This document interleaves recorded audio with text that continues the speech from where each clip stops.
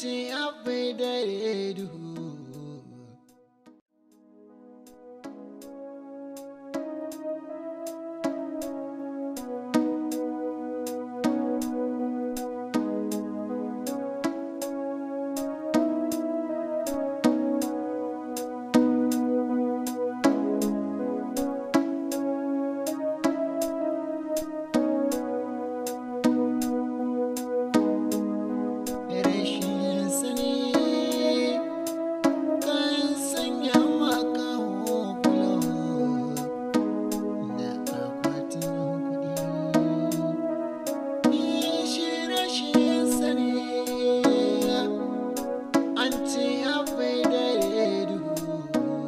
Wazir, lafiya, me ke faruwa ne?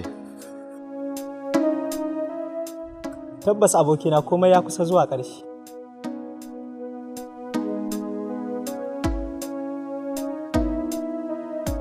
Ban fahimce ka ba, komai ya kusan zuwa ƙarshe. Ka yi min bayani ta yadda zan gane.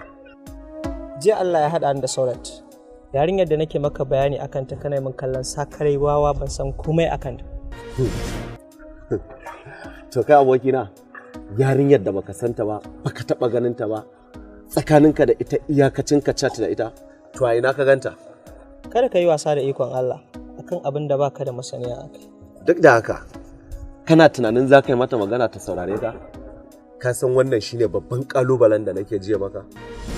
Bana shakka da irin san da nake mata, kuma da sannu zan fahimtar da ita har ta gane irin san da nake mata, ta karɓe ni.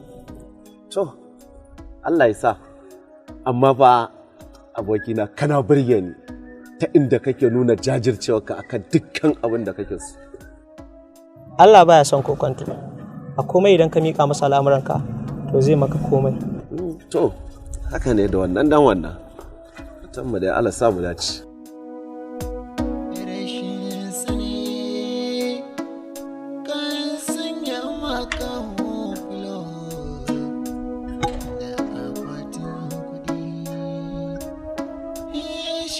Malam, lafiya?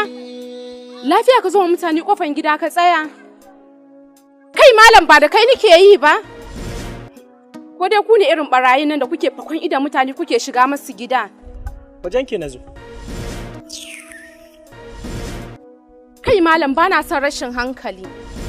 Daga kawai na tsaya ina tambayan ka, shine kake ga min irin wannan banzayen magana? Ka san da wa kake magana kuwa?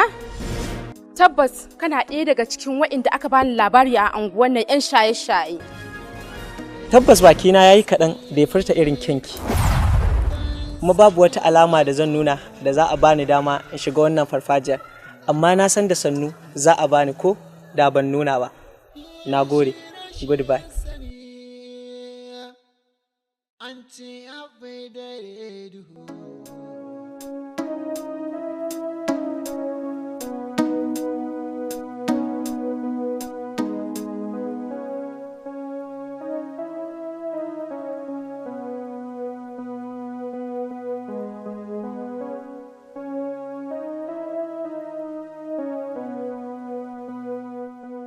Malam baka ji ka shedin da ne maka ba ko?